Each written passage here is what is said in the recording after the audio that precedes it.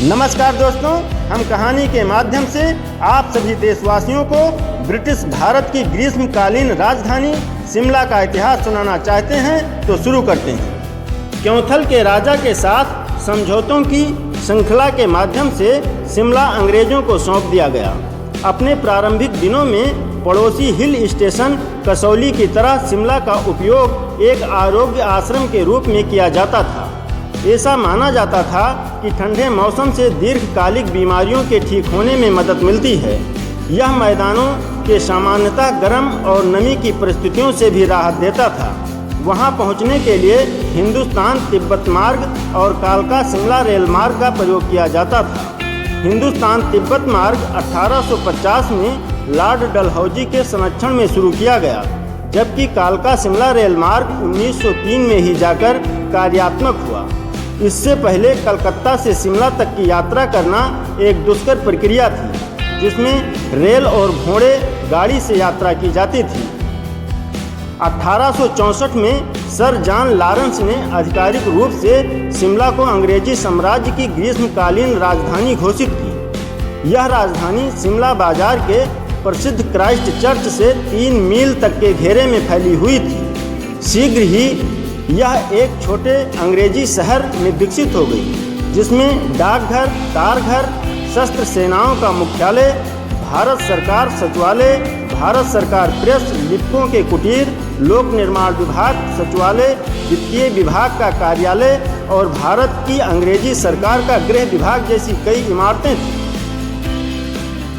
अंग्रेज हर वर्ष अप्रैल से अक्टूबर के बीच कलकत्ता से अपनी ग्रीष्मकालीन राजधानी शिमला चले जाते थे। शिमला की ओर वार्षिक स्थान परिवर्तन केवल वाइसराय एवं उनकी परिषद ही नहीं करती थी, बल्कि औपनिवेशिक अधिकारी तंत्र की भी सभी अवसंरचनाएं एवं उनकी सशस्त्र सेनाएं भी करती थीं। कुछ विभाग जैसे कि स्वच्छता आयुक्त, लेखा परीक्षक एवं सैन्य निर्माण विभाग ने हिल स्टेशन में अस्थायी कार्यालय बना लिए थे। अन्य जैसे महालेखाकार, प्रेस आयुक्त और कई अन्य प्रतिवर्ष अपने अधिकारियों, लिपिकों, दस्तावेजों और सामानों के साथ वाइसराय के आवास के पास अपना संचालन केंद्र स्थापित करते थे। शिमला भत्ता अधिनियम द्वारा इन विभागों से संबंधित लिपिकों को स्वयं एवं अपने परिवारों को शिमला ले जाने और उचित समय से कलकत्ते लौटने के लिए यात्रा भत्ता मिलना सुनिश्चित किया गया। इसके अतिरिक्त वेतन और कार्यकारी भत्ता संहिता के अंतर्गत हुए भत्ते के 3/4 हिस्से पर अपने निजी भत्ते के रूप में अतिरिक्त दावा कर सकते थे। कई अंग्रेज अधिकारियों ने शिमला में रहने के लिए घर खरीद लिए। हालांकि प्रतिमानक ग्रीष्मकाल के लिए घर किराए पर लेने थे।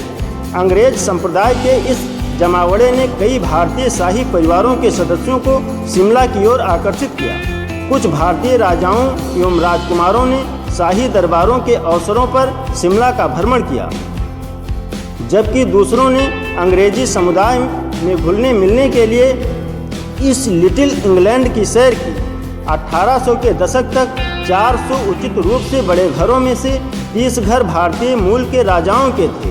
नाहन के राजा 14 संपत्तियों के मालिक थे, जबकि धौलपुर के महाराणा और जयपुर के महाराज प्रत्येक 2 संपत्तियों के मालिक थे। शहर में घर होने के बावजूद एक भारतीय राजा को शिमला में रहने के लिए वाइसराय के कार्यालय से अनुमति लेनी पड़ती थी। उन्हें अपना प्रार्थना पत्र अपने राज्य के गवर्नर जनरल के एजेंट से प्रमाणित भी करवाना पड़ता था। 1914 में धौलपुर के महाराणा राजस्थान ने कहा कि वे शारीरिक रूप से गर्म मौसम बर्दाश्त नहीं कर सकते हैं और इसलिए उन्हें ग्रीष्म काल के दौरान शिमला में रहना पड़ेगा। भारतीय मूल के राजा अपनी महत्ता के अनुकूल बड़े अनुचर वर्ग के साथ यात्रा करते थे।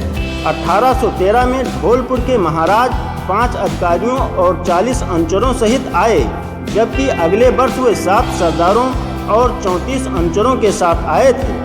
यह अंग्रेजी अधिकारियों के लिए 2 कारणों से चिंता का विषय बन गया।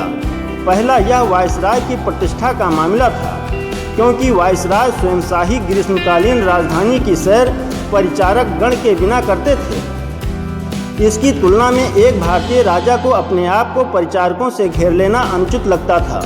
दूसरा, व्यवहारिकता का मामला था। भारतीय राजकीय घरों में साधारणता होने वाले शोरगुल से भरे आनंदोत्सव और भीड़ भाड़ के कारण अंग्रेज अधिकारी भारतीय राजाओं की संपत्तियों के निकट किराए पर घर नहीं लेते थे। इसके अतिरिक्त यह शंका भी थी कि जो भारतीय राजा अपने घर अंग्रेज अधिकारियों को किराए पर देते थे वे अपने किराएदारों से राजनीतिक अनुग्रह वसूलते थे।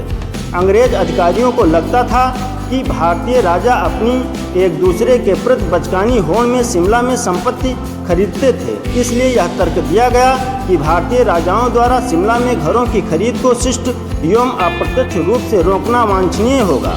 इसी रोक परंतु आधिकारिक रूप से सरकार के आदेशों में आदिष्ट एवं व्यक्त नहीं किया जानी चाहिए। आखिरकार अंग्रेजी सरकार के पास भारतीय राजाओं को तब तक संपत्ति खरीदने से रोकने का कोई कानूनी अधिकार नहीं था जब तक उनके पास धन उपलब्ध था। शिमला का ऐतिहासिक रूप से सबसे महत्वपूर्ण भवन वायसराय आवास है। यह आप बैटरी हिल पर बनाया गया था और कर्नल जेटी बोइलो द्वारा अभिकल्पित किया गया था। अप्रैल 1888 में इसका निर्माण पूरा हुआ। इस भवन के निर्माण कार्य का निरीक्षण कार्य अधीक्षक श्री हेनरी अरबिन ने अपने प्रधान लिपिक श्री जे.एच. बेकर सहित किया। स्वतंत्रता के बाद इसका नाम राष्ट्रपति निवास रखा गया। यह शहर भारत के इतिहास की कुछ सबसे ऐतिहासिक घटनाओं का साक्षी रहा है, जैसे कि शिमला सम्मेलन जिसमें 1945 में भारतीय स्वशासन की योजना प्रतिपादित की गई थी। 2 जुलाई 1972 को प्रधानमंत्री इंदिरा गांधी एवं पाकिस्तान के राष्ट्रपति जुल्फ़िकार अली भुट्टो ने शिमला समझौते पर हस्ताक्षर किए, जिसके अंतर्गत नए राज्य बांग्लादेश को मान्यता दी गई। शिमला, जो अब शिमला के नाम से जाना जाता है, अंग्रेजों द्वारा पहाड़ों की रानी कहा जाता था और आज पर्यटन इस शहर के समृद्ध औपनिवेशिक अतीत की सबसे प्रत्यक्ष विरासत है। जय हिंद, जय भारत, वंदे मातरम। Thanks for watching.